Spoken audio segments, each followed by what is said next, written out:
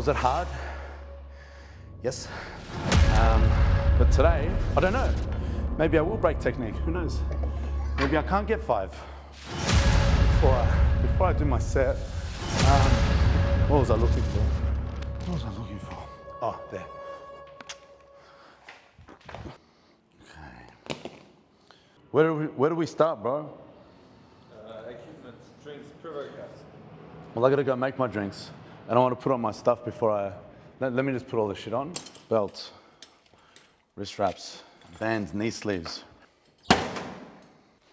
Band knee sleeves, how's that? So a lot of people say those things like, oh, you can't use those, you banned. It's like, banned for what? Banned for my gym? It's not banned for my gym. I'm allowed to use this in my gym. Check out how you do it, right? So I fold it in half, right? They're very stiff, so it's hard to I don't want to unfold it, right? So I fold it in half, and I put it here. Easy. And then I get the top half, and whoop, and we're on. Right, but that's not what I do from now. I'm going to start here and do all my warm-ups without it. And then when I get to heavier weight, that's when I'll put them on properly. Squat shoes. So I'm doing quad dominant squats, which is going to be high heel elevated, right? And people might be thinking, well, then shouldn't you use weightlifting shoes, which have the heel inbuilt? Yeah, they do. And I'll show you them in a moment. But I want to use an extra high heel elevation. I'm going to be standing on a red bumper plate, which is a very thick bumper plate. So it's a really high heel elevation. This is what I recommend. The footwear that I recommend is softer sole shoe. So this, if it's a weightlifting shoe, it's a really hard surface and it doesn't contour to the edge of the plate. So the reason why you use weightlifting shoes is a stable base of support. You want it to be as hard as possible.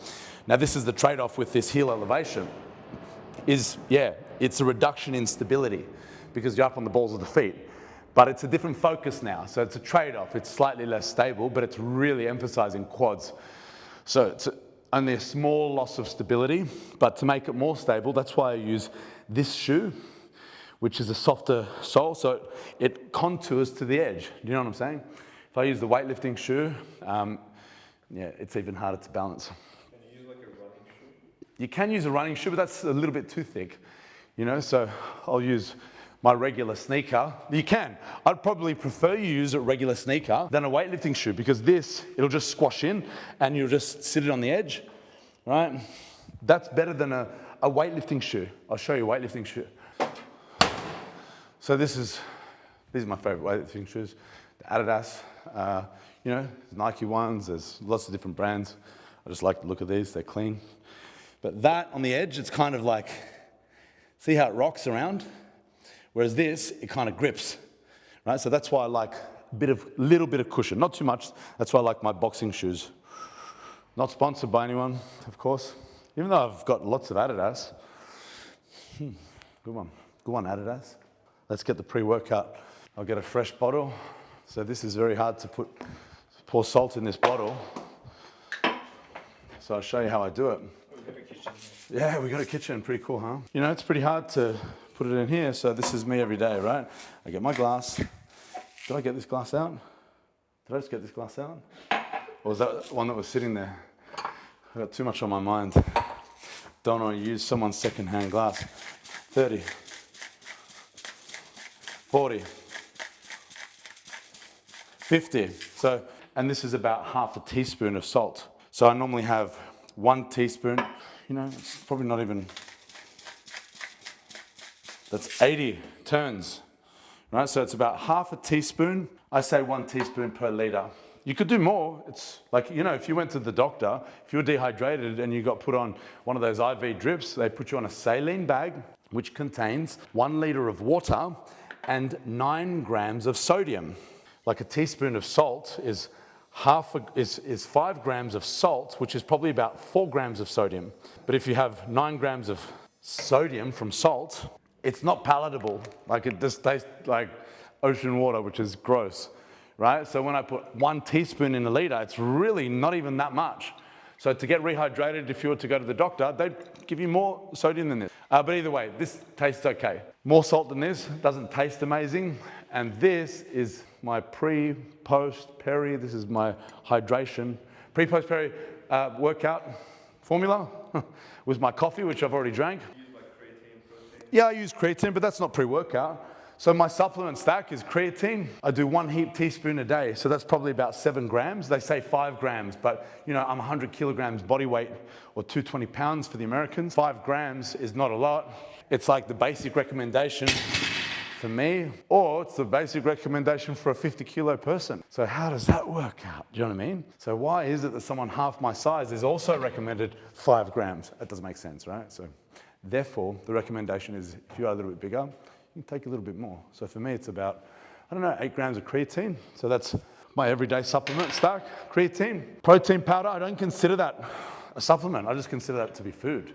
And I have protein powder every day because it's very easy to consume. I use that for breakfast every morning with my oatmeal. I have 30 grams of whey protein isolate in my oatmeal, my porridge, and I get out of the house. It's like a real quick and easy way to start my day. And that's pretty much it when it comes to supplements, pretty much it. And then the rest is food. I've had 2 meals today. So I've had my protein powder with my oatmeal, and then I went to the cafe and had scrambled eggs and toast. Did you see that? See how I set this up? This is because I have to have my hands, so this is called racks in, right? So when you have the racks in, you can put your hands on the outside of the rack. Right? If you had a normal power rack, say, look how tight my shoulders are. Oh, this takes a little bit of time to get warm. I literally can't. So the rule that I give with squats is hold the bar as close as your shoulder mobility allows. Right? And then people say, why are you holding it wide?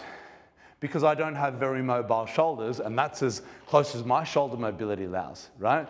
So that's in powerlifting competition. You've got racks in, and then you've got racks out. So the racks out kind of go about here.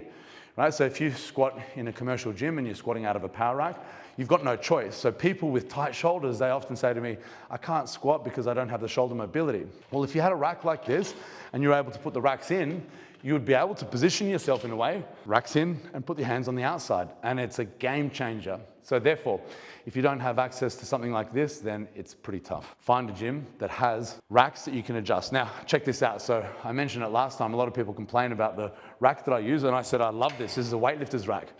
It's light. You know, it's easy for me to get rid of, so I'll be doing deadlifts after this, and I'll just take this away. The alternatives, this is the powerlifting IPF spec rack. That's what you see in world powerlifting competitions. It's very heavy. It's harder to move around. It works, but have a look at this. So this is how I put the racks in here, right? See the difference is the base remains the same and the angle of the uprights is kind of here. And when I grab the bar on the outside, this is too wide, it digs into my arms. Whereas over here, I can bring it even closer and I can grab the bar and this doesn't get into the way of my arms. So that's why I like this rack better. All right, next up, what are we doing today? This is my secondary squat day. Day 1 squats was 3 days ago. That's where I did very heavy. You saw me squat 285 kilograms. When I go on my main training, my squat specialization style of training, I like to squat 2 times per week. And I deadlift as an accessory. Right? So a lot of the times when you try and squat heavy and deadlift heavy in the same week, you're loading the same structures and it's really fatiguing, especially when you get to a high level. And heavy squats, spine loading exercises interfere with the recovery that's needed for heavy deadlifts and vice versa. So there's a few methods for this.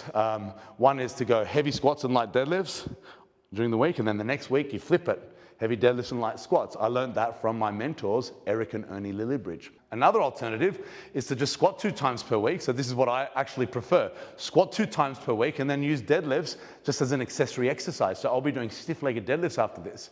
So what that does is it allows you to use a deadlift variation to continue training those muscles. Remember, a squat trains the same muscles as the deadlifts, minus holding a weight in your hands, right? So if all you do is squat, your deadlift will go up to a certain degree. Of course, you always have to practice kind of like holding onto barbells. If you don't deadlift for a long period of time and you come back to deadlift a heavy weight, you lack a lot of strength to hold onto the bar. Your hip extensors and your core and your legs are really strong enough to do a heavy deadlift, but you're just not strong enough in your upper body to hold onto the bar. So that's my perfect blend, is to do squats twice a week and then do an accessory deadlift variation, which is what you're gonna see today. No, I don't do abs, I don't do core. This is my core, right? So this is kind of like one of those things where you know, a large percentage of the lifting population believe that squats and deadlifts are enough for core development. And then you've got the other half that say, no, it's not. Now, I'm going to talk a little bit about that in a moment. Back to my favorite warm-up, to take the knees through the full range of motion, is an empty leg press. This time really empty. This time actually empty. And I'll do about 50 reps, just to make my knees feel happy with me. Lots and lots of reps. Poor cameraman. What am I? Am I 0 kilograms? Yeah, I saw that comment. He's not 0 kilograms, but you know what I mean. This is quads. See that? Hamstring, press against the calf. That's quads. When you do a normal leg press, look at the knee bend. The hamstring's not pressing against the calf. So you get less range of motion in knee joint extension. So you're not taking the quadriceps to the same range of motion. But it's still a very good exercise. This is more kind of like hip extensor. Great exercise, just slightly different. But that's the two ways that I do my leg press. This is hip dominant, stronger. Hip dominant is stronger, pushing through the whole foot. You know, that's how I'm going to do my low bar squats, like this. But then you want to build quads, my favorite way. See the difference? In range of motion at the knee joint.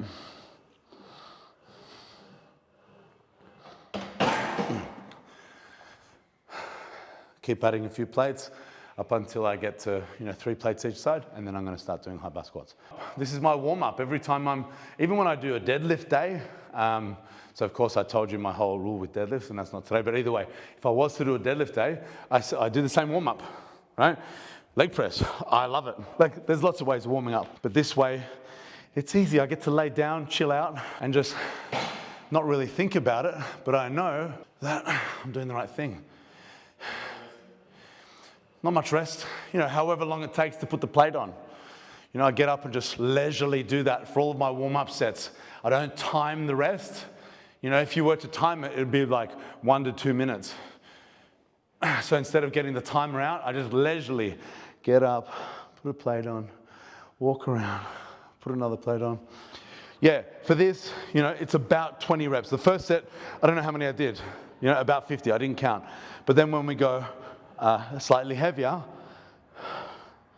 about 20, right? Then leisurely get up, put on another plate. However long that takes, I don't even know. Sometimes I'll have a sip of coffee, but I don't have a coffee right now because I already drank it too quickly. Now, that's the rule.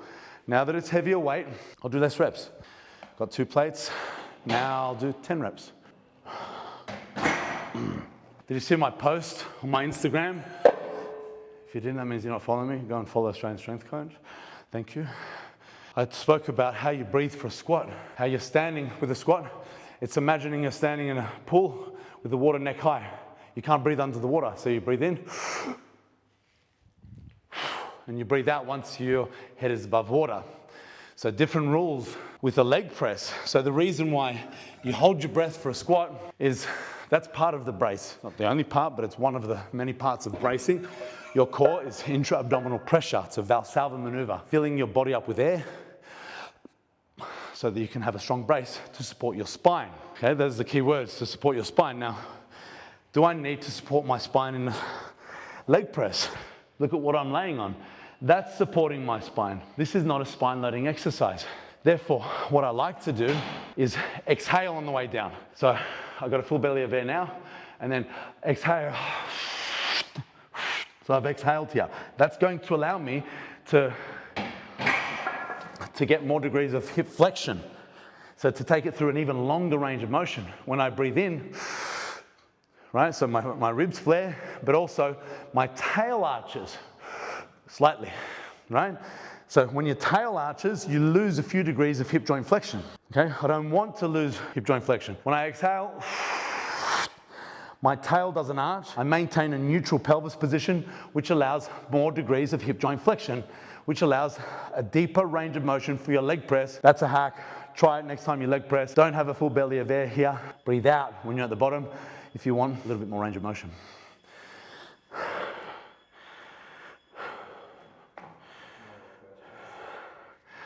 I know, right?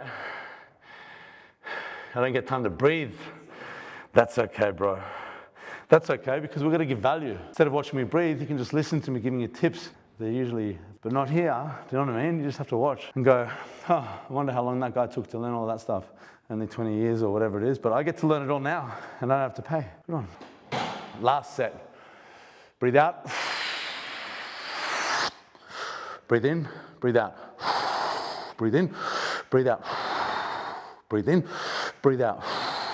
Breathe in, breathe out.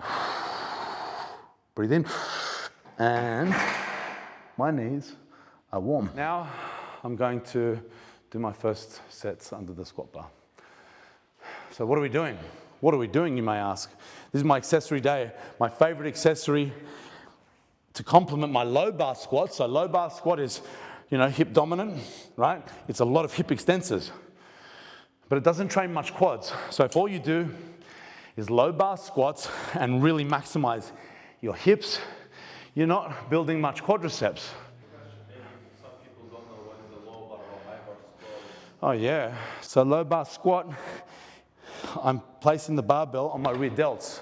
So that's a low bar squat. And when I do the movement, it's hip dominant. That's my low bar squat. All right, so my knees bend, you know, to maybe like, 90 degrees, but I'm getting most of the range of motion through my hip joint.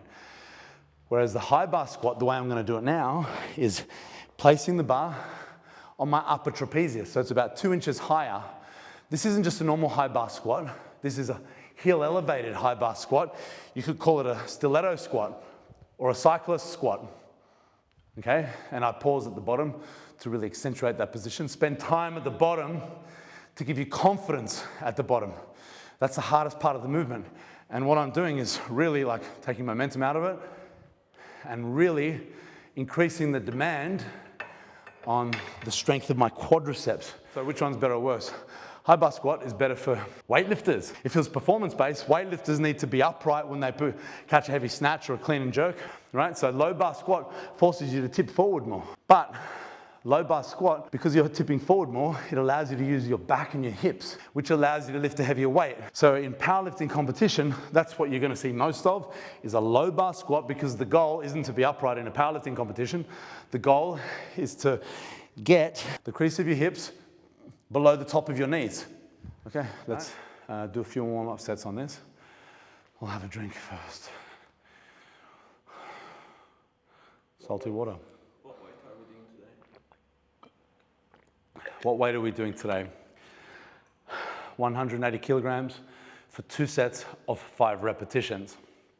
All right, so I'm slowly building my strength in that position. This is week 3 for me for that. 5 reps on 180 kilograms is a lot less than what I'd be able to do low bar. You know, I think with a low bar squat, I'd probably be able to do 5 reps on 250 kilograms at the moment, with no wraps, like with sleeves, about 250 kilograms. So look at the difference. That's a 70 kilogram difference.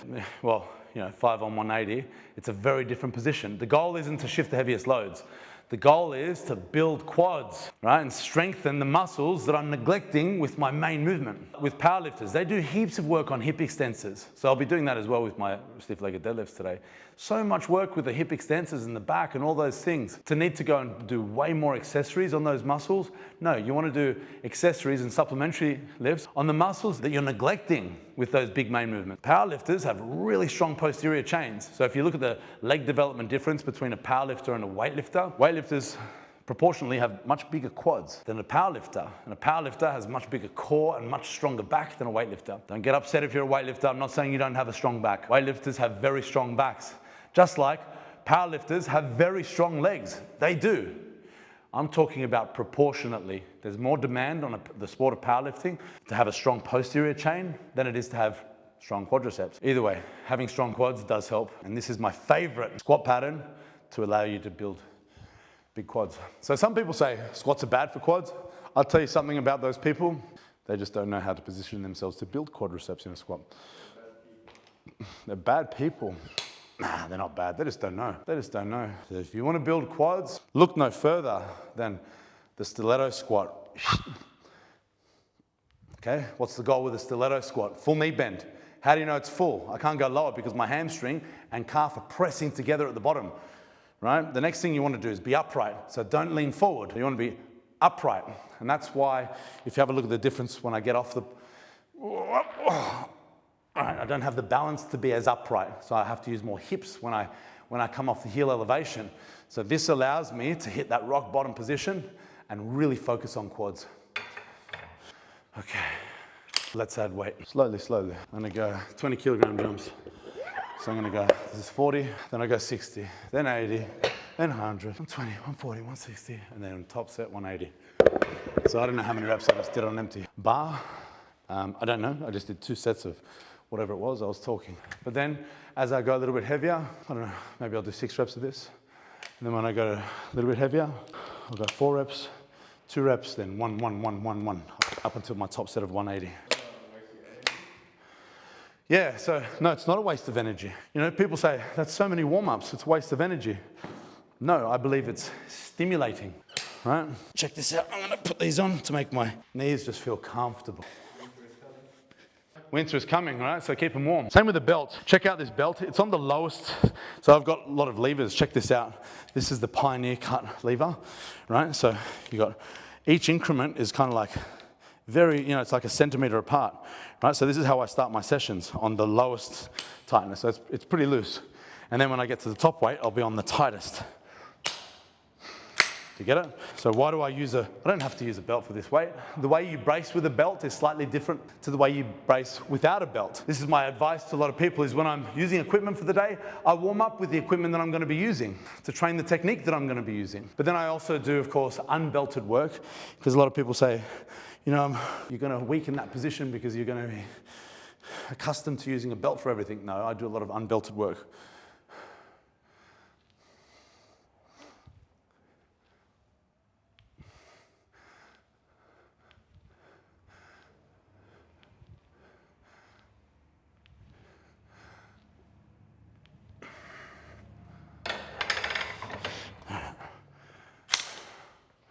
So that's not fatiguing, you know? I'll do lots of sets, it's not fatiguing, it's stimulating, right? So it's 40 kilograms, why would that be fatiguing? And then to make it so it's not fatiguing, as I go heavier and heavier, I do less and less repetitions. So when it comes to warm-ups, technically, I'm warm. I just did, I don't know, 100 reps on a leg press. I'm warm. But it's not just about being warm. It's about having my nervous system ready to accept the weight that I'm about to put on it, which is 180 kilograms. People think it's just about a warm-up. That's the reason I can't just go for a run around the block for 5 minutes and then come in and go straight to my top set, because it's not just about being warm. It's about exciting the nervous system to handle the heavy loads and actually to be performing at a high level. So when people talk about warm-ups, the best warm-up is the one that works for you. Some people prefer to do quicker warm-ups. I don't. I think that changes when you get older as well. I'm 43.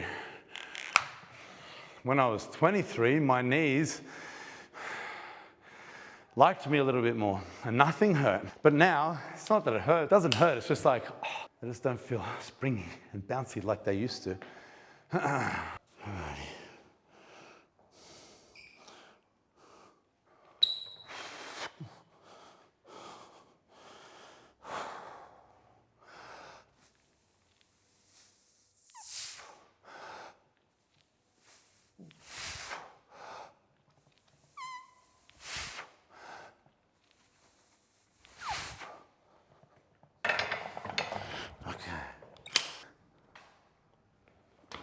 Whoop.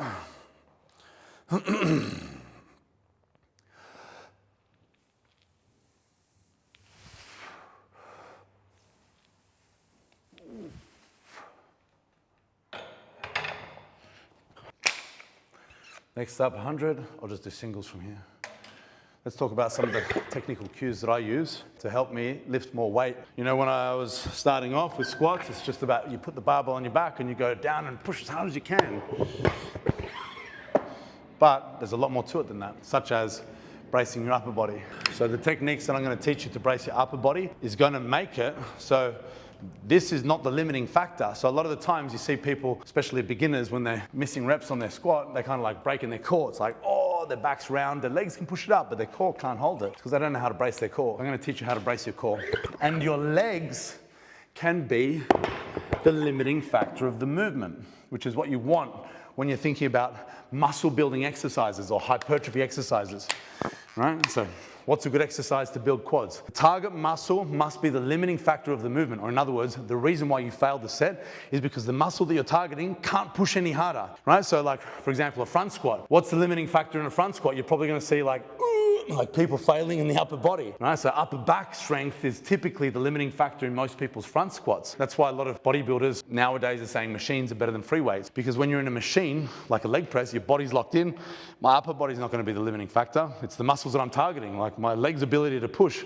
That's what's gonna make me fail. And we're targeting the legs, so that makes it a good hypertrophy exercise. And that's why they say, therefore, free weights are not as good. Your core might be the limiting factor. What if I told you I'm going to teach you how to brace your core so it's not the limiting factor, right? So it starts with the grip. Grab the bar as close as your shoulder mobility allows. So we've already discussed that. My shoulders are very tight, especially because I bench pressed yesterday. So bench press can make your shoulders tight. I know some great benchers that don't have tight shoulders, but I'm not one of those. So this is me grabbing the barbell as close as my shoulder mobility allows, right? So why do you want to hold it close? Well, the closer we bring our arms, the more our shoulder blades come together, right?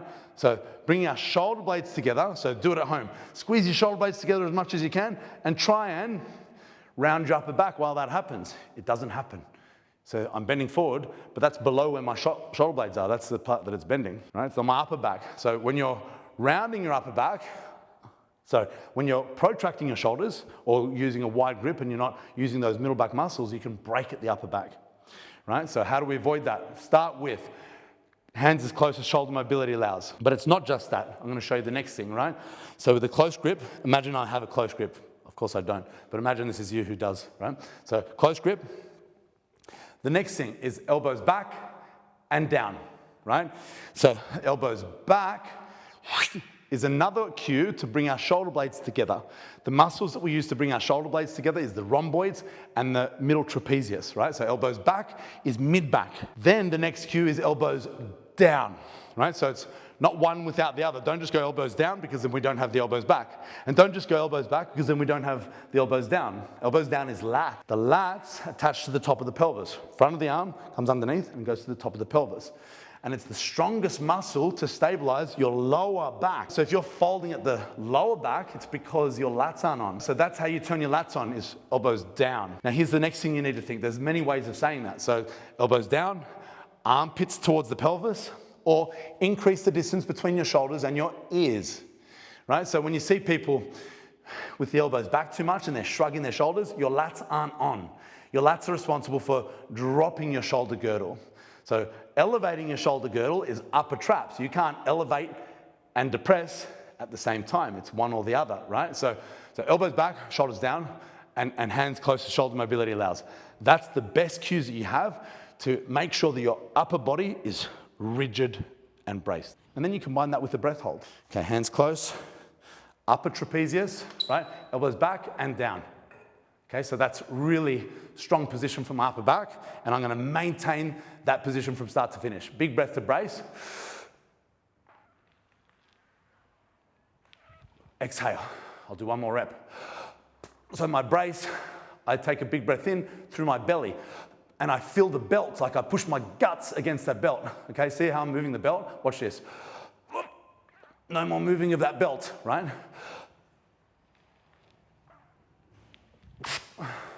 Okay.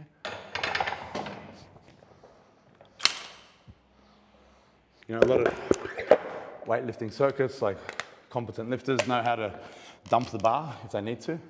Beginners, you might need to squat out of a power rack, where if you drop the bar, kind of just gets caught by the power rack. But when you go to powerlifting gyms or weightlifting gyms, you don't see those power racks usually. And I'll tell you why. It's because these barbells cost a lot of money. Like this is an Alico bar that you see in the Olympics. In Australian dollars, it's kind of like $200,000. So if I was to dump this with a heavy weight on a power rack, the barbell would bend. There goes $2,000. So I know what you're thinking. It's like, well, safety first. Yeah, that's right. But a lot of competent weightlifters know how to dump the bar safely, drop it off their back, and that's the risk you take.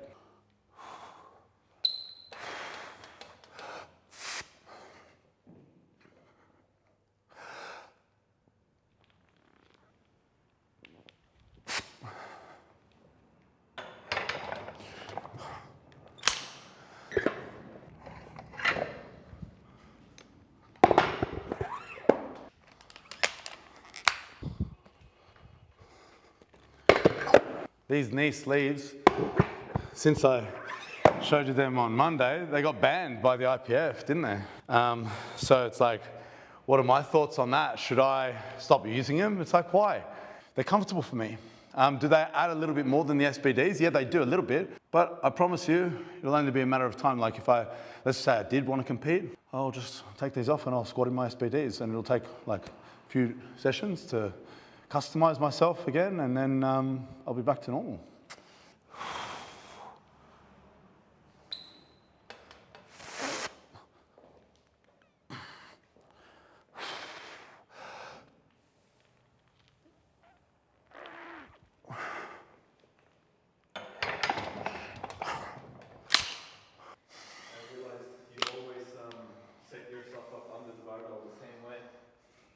I try and do everything the same way every single time. Here's the fact of it. When you go to a competition and you want to hit your top weight, how many practice runs have you had on your top weight?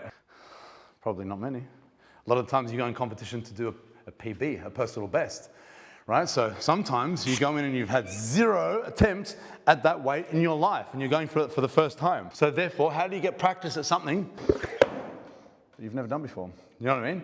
How do you get practice? Well, every time you touch the barbell, that's when you get practice, right? You go about it the exact same way. You grab it the same way.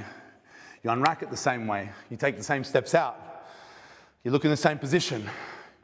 You brace the same way. You take the same tempo from the light weight all the way to the top weight. So that's what I'm trying to do. And that's one of my biggest tips with the tempo is you practice, like what a lot of people do is when they're on their light weights, they kind of like just pump through it, because it's really easy. And then by the time they get to a top weight, what do you look like? You're shaky, you're uncomfortable because it's really heavy, and you haven't refined that process. Okay, so what's an alternative to that? When you go to the light weights, you treat it like it's the heavy weight, and you control it as if it is your heavy weight, and then you've had so much more practice at that exact same technique that when you come to the top set, you do nothing different, right? Now, that's the thing. Here's a question that you may not thought you had. What goes through your head under a top weight? Right? So a lot of people ask me that question. And when I think about it, the answer is not much, right? And if you ask any high-level lifter the same thing, like what went through your head, the answer is like, I don't know. Like, I don't know. Right? So that's how you want it to be. You don't want to start thinking about cues at the top level. You want maximal arousal, but also maximal focus. This is where if you practice the movement so many times, it just becomes second nature, and you don't have to think about, where do I place my knees? Where do I place my back? You just get under and it's autopilot, and you're just automatically doing the same thing. Now, the tempo that I'm doing now is different. I'm doing pause squats. So it's a different tempo. The tempo that I recommend for the heaviest weight possible is always this. Start slow, gradually accelerate in and out of the hole. Right? So some people say you should lift fast or you should lift slow or whatever it is. So there's one theory. Fast down equals fast up. That's the law of kinetic energy, right? So some people try and drop as fast as they can, right? So that's a weightlifting approach, which really makes sense in weightlifting because they have to throw a weight over their head and drop as fast as they can. So that's good to practice. But when it comes to heavy loads, that's a really difficult skill to learn. If you're going for a max weight, some guys out there doing triple and quadruple body weight squats. Imagine 3 times your body weight on your back and just dropping as fast as you can because fast down equals fast up. Not so easy, right? So what is easier is to brace, control it, and then when you know that you're locked on, then we utilize that little bit of bounce, stretch, reflex, kinetic energy, whatever you want to call it, right? So that's the optimal tempo, which I'm not going to be using now because I'm doing pauses. So last warm-up set, 160.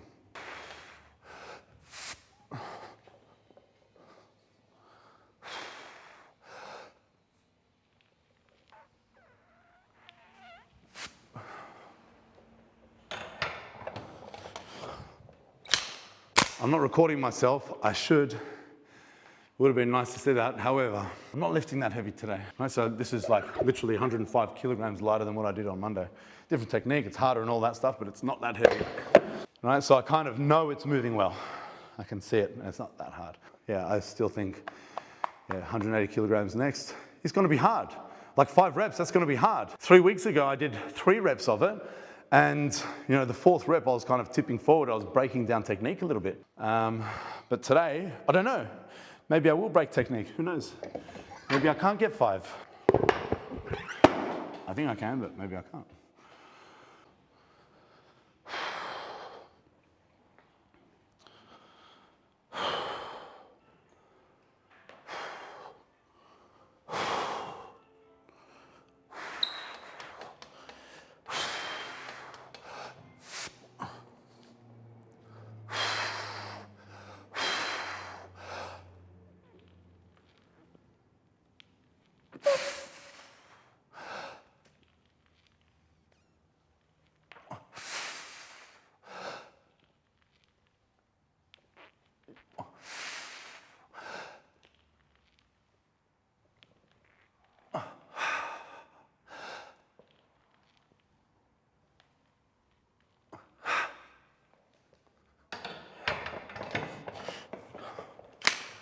Not bad. You know, technically, it's PB. You know, I haven't really pushed this one heavier than that, ever. You know I can do that weight, but I haven't done that weight ever. So, I mean, I did it for triple. So now I did 5 reps. Was it hard? Yes. But it's not like when I do a low bar squat and it's like maximal loads. That's really, really, really hard. But anyway, good, I'm happy. 5 reps, 180, with good technique. I feel like I held a really good body position, which is, you know, upright, maximal knee bend, really good control. Look at the composure. So even when, like you'll see, the last rep was a bit of a grind.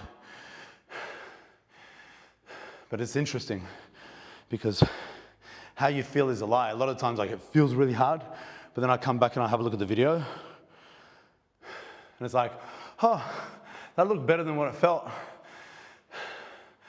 Good one, good one. Yeah, that's pretty good. Yeah, I'm really happy with that. Really happy with that. Thanks, bro.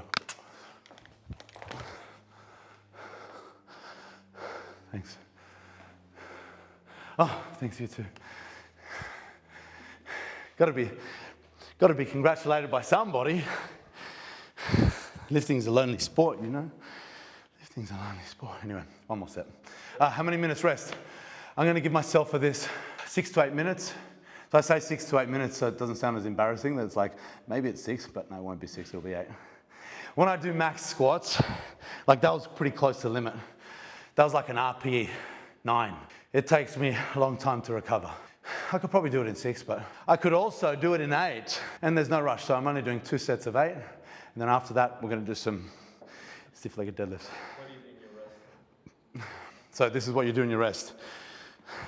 That's the only reason why you have a phone in your rest periods, for heavy sessions, not for texting, right? Not for going on Instagram, not for doing silly things like that, right? This is something, you know, it depends, of course, what level you're at, right? So when I'm training high-level athletes, when they're coming close to competition, it's like, okay, put the phone down. Let's start thinking about the session, right? Not what you're doing on the weekend or what you did last weekend or whatever it is. So that's the only reason I say you should be looking at your phone during the top set. So what am I doing during the rest? Nothing. Nothing.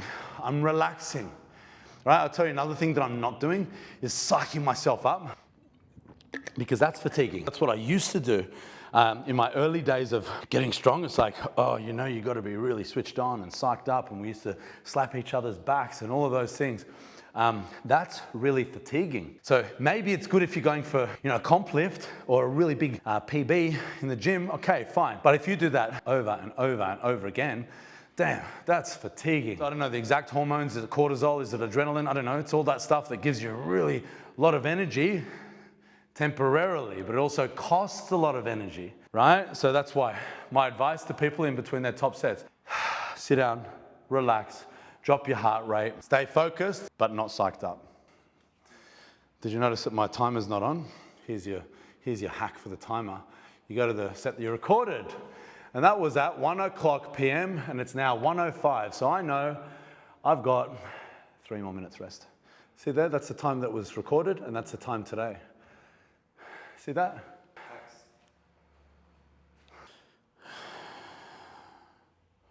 All right, set number 2, let's go.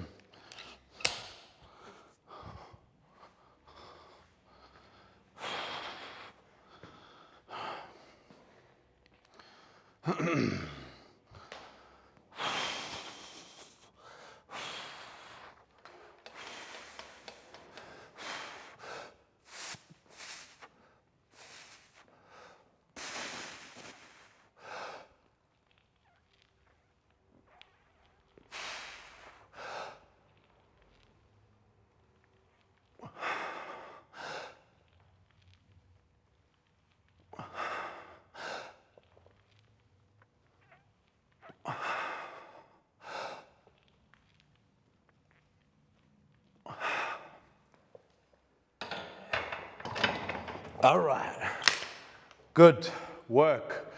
2 by 5. The next question that I know you're wondering, why only 2 sets? Well, in my opinion, that's enough sets for me to get stronger from, because it's a pretty demanding exercise, right? The stronger the athlete, the heavier the lift, the less total volume you should be performing, right? So a lot of people might think you should be doing 5 by 5, right? So that's a really common rep scheme for strength gain, 5 by 5. It is, but sometimes, like this is my second quad session for the week, I'm doing 2. So I'd rather go a little bit heavier. So if I was to do 5 by 5, I'd probably have to go lighter than that. I'd probably get the 3rd set. Maybe I could get 5 sets, but man, that would take a lot for me to recover from, and it probably wouldn't allow me to be recovered enough in time for a heavy squat session next week, right? So this is where I'm finding the balance, especially for me. Like, I've been doing this for a while and I know kind of my sweet spot. So there's a rule that you can take with you. The stronger the athlete, absolute loads I'm talking about. So you can be really strong and really light. Like a lighter weight girl, for example, weighing 50 kilograms, doing, close to double body weight like that, can recover. So even though, from a relative strength standpoint, like a pound for pound body weight ratio standpoint, the lighter lifter is doing the same as a heavy lifter, because it's a lower absolute load, there's less muscle, less time to recover, right? So that's another reason why typically women who are smaller, so smaller women than men, can usually, like a lot of research support this, is women can handle higher volume than males. But why? So people say, because women have different fiber type makeup, so more slow twitch fiber, a higher percentage of slow twitch fibers than males, who have a higher percentage of fast twitch fibers on average. What's the difference? Fast twitch fibers are stronger, bigger, but take longer time to recover. So think of a sprinter versus a marathon runner who has more slow twitch fibers. Muscles are smaller, but they last longer, and they don't take as long to recover. So they say that's one of the reasons why women can handle more volume than males. However, an argument that I always say, I'm 100 kilograms, and this is how strong I am. If you got a woman that was 100 kilograms lifting with me, lifting that same amount of weight, I'd make her rest the same amount of time as me. I wouldn't worry about her fiber type makeup, right? There's no way of accurately testing that anyway, right? So I say the absolute load, or how much weight you're lifting, is what dictates how much total volume you're performing. So the stronger you are, the more weight you're lifting, the less total volume you're performing. As well as the stronger you are and more weight you're lifting, the longer your rest should be between sets. Okay, so that's me for my squats.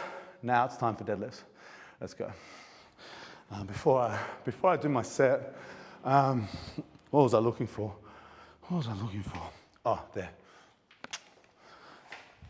So this is one of my favorite parts about using this rack, right? So now I've unloaded everything and now I just get out of the way. I'm going to do stiff-legged deadlifts.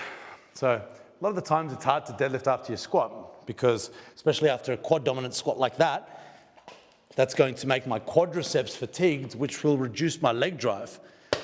However, the deadlift variation that I'm using now doesn't use leg drive because it's a stiff-legged deadlift, which means that I can still have a good stiff-legged deadlift session. And it's a good exercise to pair with my quad dominant squats. What's the weight? Well, last week I did 2 sets of 8 on 200 kilograms. That was my week 1. It's pretty hard. Because it's high reps, like I don't think I want to go to 210. I think I'll just do a small jump. So 205 maybe, for 2 sets of 8. Hopefully that's not taking me to fail. So get this, right? So my last, I haven't done a deadlift. Well, I hadn't done a deadlift all year. So what's the date today? It's April, I don't know, something like that. It's April 10. It's 10th of April. And I hadn't done a deadlift since December. except stiff-legged deadlifts. I did 3 weeks of it. Week 1, I did 200 for 2x5, sorry, 3x5, and then 210 for 3x5, and then 220 for 3x5. And then the next week I was like, oh, I couldn't be bothered going up heavier, that was limit. So I go, let me just try my deadlift, max. So I came in and I deadlifted 300 kilograms, and I haven't even deadlifted. Like, that's a lot, in my opinion, like for me anyway. That's a lot, that's triple bodyweight deadlift after not really practicing deadlift except for the stiff-legged deadlift. Like the heaviest I've been was a 220 stiff-legged deadlift, right? Except, you know, the week before that I squatted 280 kilograms. So I know that my body, like if I can squat 280 kilograms, you better believe I can deadlift that and a little bit more. So that's why for this, it's just a matter of keeping my hamstrings strong, keeping my grip strength there, and my ability to, like when you start deadlifting heavy, if you haven't deadlifted for a while, but you've got strong legs, it feels strange and feels heavy in your upper body. So I think it doesn't really matter how heavy I go with this. It's just a nice supplementary exercise. Let's have a look at a few things. Look at my belt. Right, that's the question that you're wondering. Why is your belt up there, you big silly? Well, I'll tell you now. This is where I hold my belt for the squat. It's kind of like, and I push out against it. But when I bend over maximally, a lot of the times that interferes with my bottom position. It can pinch against my belly fat and it digs into my ribs. So my solution to that, which I figured out when I was fatter, so I used to be, I'm 100 kilograms now, I used to be 118, and the belt just got in the way of my deadlifts. So I figured out this high belt position. I don't want to say I figured it out. My squat mentor, and not just squat mentor, Eric Lillibridge holds the belt in the high position. So that's one person that I learned it from, but there's another fellow by the name of George Lehman, who's an expert deadlifter. He has his belt up here. So I tried it, and it's like, oh wow, it's really comfortable, right? So this is my stiff-legged deadlift, right? So stiff-legged deadlift, okay? I'm doing a dead stop, right? Dead stop in between each rep. So the difference between that and RDL is I'm focusing on the eccentric portion. Okay, so this is my RDL, right? But then stiff-legged deadlift is up focus, so bottom up focus, right? And then I reset. Okay, so that's the difference between the two. Now this is the controversial part. A lot of you out there are going to say, no, an RDL is slightly more knee bend and it's more glutes, and a stiff-legged is more stiff leg and it's more hamstrings. It's like, I think that they're the same exercise, and you can say slightly more knee bend. So this is the RDL, right? This is the RDL. So it's a top focus, so top down focus. This is the RDL, right? Now, if I bend my knees a little bit more in the RDL, yeah, I get like a little bit more knee bend. I get a little bit more glutes, but it's still an RDL, right? So that's how I differentiate. You can call it what you like, and that's what's always going to happen. People have different names for their exercises, but when I'm doing my programming, my stiff-legged deadlift, if I bend my knees more than that, it's just a conventional deadlift. So this is how I differentiate. Today, I'm doing stiff-legged deadlift, which has a better carryover. So for the RDL, it's good for hypertrophy because it's more time under tension. We're focusing on the eccentric portion as well. Stiff-legged deadlift has a better carryover to an actual deadlift because we're still lifting off the floor. Whoop, boom. That's how you do it in a conventional deadlift, minus the drop, of course. Okay, there's 70 kilograms. I'm warm, so I'm going to go up by a red plate. Huh? My equipment. Yeah, this is my deadlift jack. It's a good one. So that allows me to seamlessly lift one end so that I can load plates on there. That's my favorite type of deadlift jack. Of course, I've got the other ones. It's here somewhere, but I just never use it. I've put it away somewhere. The deadlift bar is longer and thinner than a normal Olympic bar. When you use a regular deadlift jack, right, it's kind of like two hooks here. And when you lift it, with a really heavy weight, the bar still bends and it still touches the ground. So it doesn't work very well. Whereas when you do one side at a time, you lift all the way to the edge. And you lift the entire thing off the ground, and it's much easier to load. And it's easier to carry around. You know what I'm going to use now? So remember, with the clips, what we discussed. Maybe you don't remember what we discussed because it's your first time here. But those clips that I was using, they're plastic clips. These weigh a couple of grams, but I don't count them. These weigh 2.5 kilograms each. So whenever I'm doing something that's a 5 kilogram increment, like today the goal is 205, I'll do 200 kilos, you know, the bar's 20, 200 kilograms. And then instead of doing 2.5 on each side, I'll just use these clips, which look cleaner. Now my second warm-up weight is 125. Have a quick drink. Almost run out, I'll make another drink. See how loose this is? It's not tight, right? But then when I brace, it's stuck, so that's how I push out against it. So don't go too tight with the deadlift belt. Squat, different story.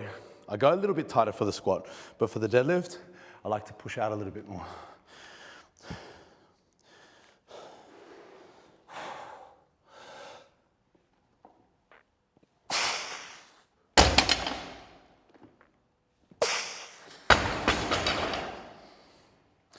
Why are you dropping the weight? Because the eccentric portion is fatiguing. And what I try and do when I'm training for strength is I try and manage fatigue by training intelligently. So what does that mean? I still want to lift heavy. So that's an important factor for strength training, is you have to lift heavy, because strength training is a skill, right? Hypertrophy or building muscle, you don't have to lift as heavy. You just need to take it closer to failure. So that's one of the biggest differences, right? So the problem with lifting heavy all the time, it's fatiguing, right? So I want to get lots of practice of lifting heavy, but I want to make it as not fatiguing as possible. So how do I do that? Just drop the weight. Now, don't do that at your commercial gym. They're going to hate you. But this isn't a commercial gym. This is my gym. And the floors are made for dropping weights. So that's like a weightlifting gym, weightlifting platform, proper weightlifting platforms. You can dump the weights, and these are bumper plates, which are also designed for dumping. Right? But if you do that in a commercial gym, especially if there's residents above and below you, they're going to get a lot of unhappy people. So don't do that. You can use straps, and a lot of the times I would, but a bit of laziness. For me, for powerlifting competition, I know I don't compete anymore, but still, you're not allowed to use straps in a powerlifting competition. In a strongman competition, you are. Right, so it makes sense for strongmen to use straps. And sometimes, like, you're not a bad person if you use straps as a powerlifter, but something with powerlifters, you need to learn how to hold on to that heavy barbell. So this is one of my favorite ways to do that, is to just never use straps for my deadlifts. Now, interestingly, I'm stronger without straps, because that's how I kind of set up with, you know, my mind space and my routine, you know, the way that I grab the bar and drive. When I'm strapping up, it changes the sequence for me, and quite often I lose that focus. Of course, you get good at whatever you practice, and if I practiced it more, of course, using straps is stronger. But for me, it's easy, and this much weight is no problem.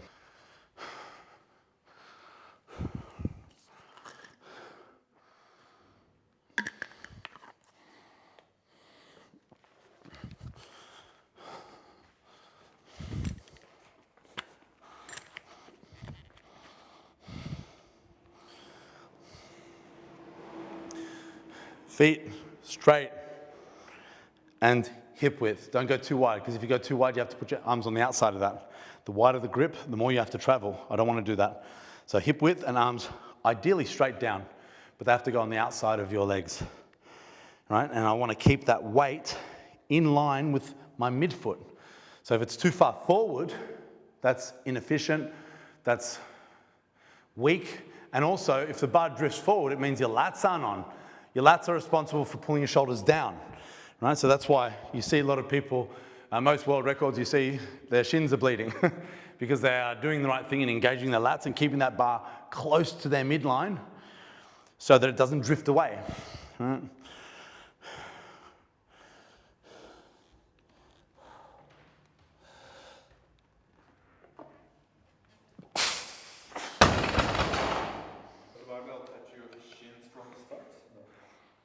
In a conventional deadlift, yes, because I'm bending my knees more and the shins come forward.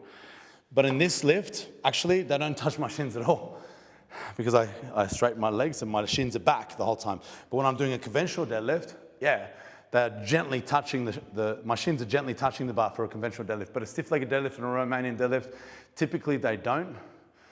But I just use these just in case, because it feels gross when they do scrape on your legs, and I don't like, you know, blood on the bar. It's not hygienic either, you know. Pretty tired. Pretty tired. But, you know, it's not heavy.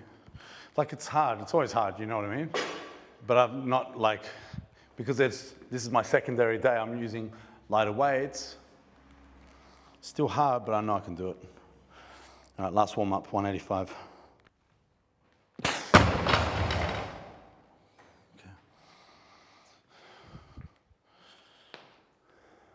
What's up with this one? 205. All right, so that'll be my top weight. I'll go 205 for 8 reps. Last week it was 200 for 8 reps. Yeah, it's a lot of volume.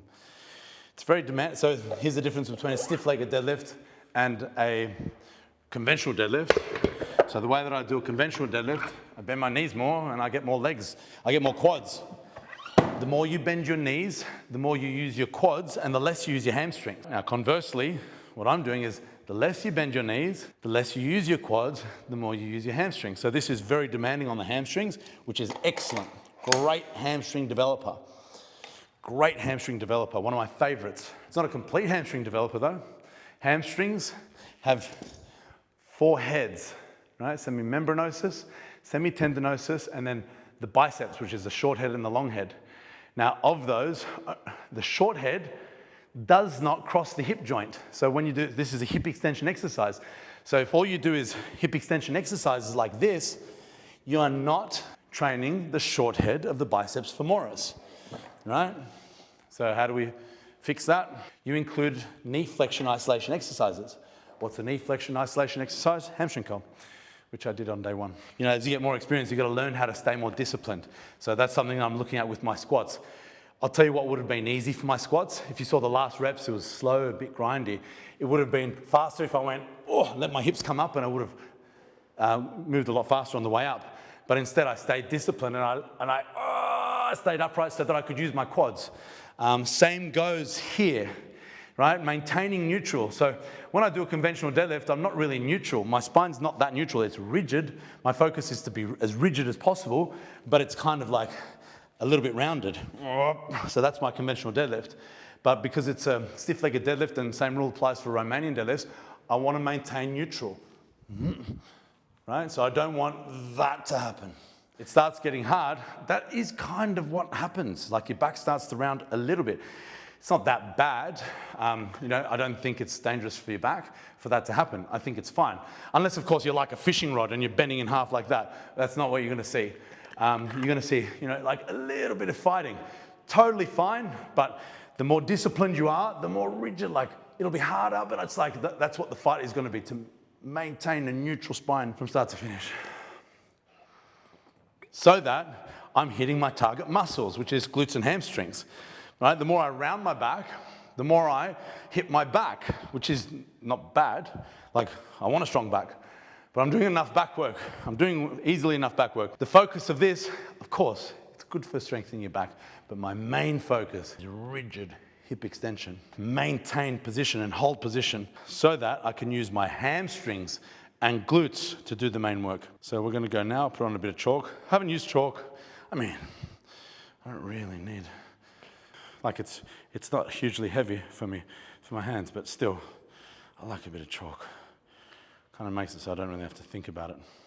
Oh, you know, after 8 reps, it gets demanding on the grip. It does. You'll probably see me rearrange my grip position.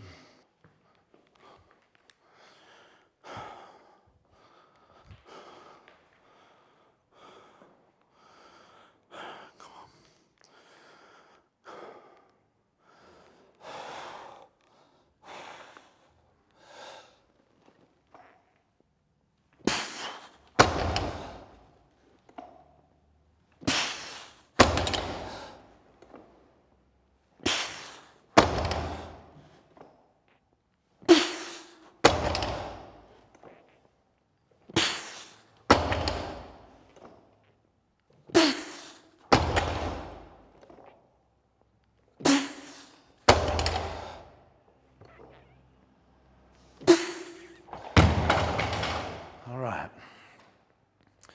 It's hard. Like, is there more reps in the tank? I don't know, maybe. I don't care. Probably. But that's hard. One more set. One more set, and then that's just going to be my session. That's good accessory day. 2 exercises? Yeah, only 2 exercises. But both of the exercises are, performed with a high RPE. So you could say that was RPE 9, and same with my squats, right? So how close to fail should you be training? Well, every exercise comes with a different profile, right? So the more complex the movement, like squats and deadlifts, the more fatiguing it is to take them to fail. So if you're doing set after set after set, taking it to fail, or using a high RPE, it can take a long time to recover from, especially as you get stronger and stronger. So if I was to do other exercises, which I could do hamstring curls after this. I could do calf raises. I could do 45 or 90-degree hip extensions and do more sets, take them to failure because they're not that fatiguing.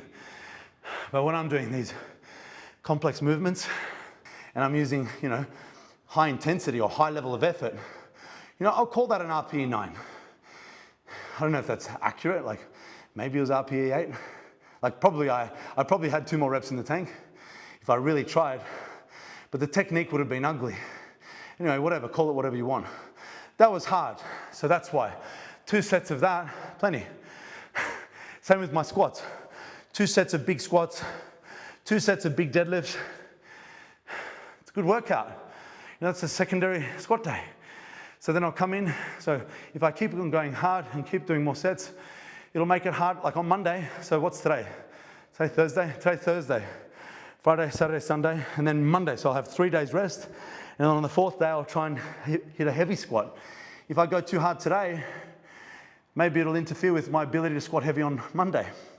So that's the idea of the secondary day, is to stimulate, not annihilate. Anyway, I'm going to do 1 more set.